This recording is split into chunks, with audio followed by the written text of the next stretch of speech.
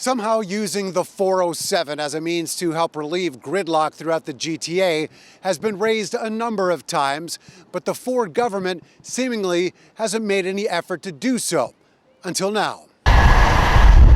As vehicles move along the 407 at a much faster pace than other routes, the options for government to either buy back the privately owned toll route or subsidize fees for trucks are reportedly being considered.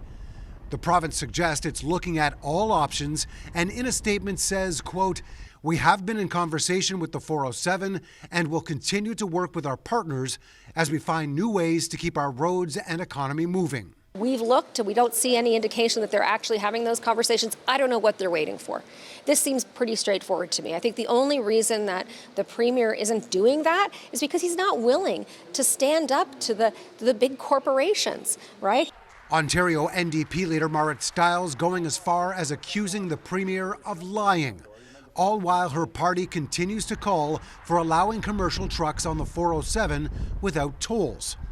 How much it might cost the province to pay for trucks or buy back the highway it once sold under a Conservative government, it can't or won't say.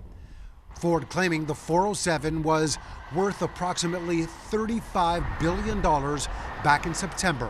Well, I haven't looked at any numbers whatsoever, but one thing I will say is that we're always looking at ways to impact, first of all, put money in people's pockets, but also to fix gridlock. Another option the Ford government has presented for fighting gridlock, building a tunnel under the 401, but that hasn't been costed out either.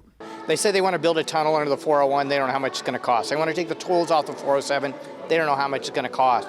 They do this over and over again. A couple of months ago, Premier Ford had said the government wasn't looking at buying back the 407 because the 400 series highways were going to be at capacity in the next 25 years. Since then, he had said they were going to look at it, but nothing further. Mark McAllister, City News.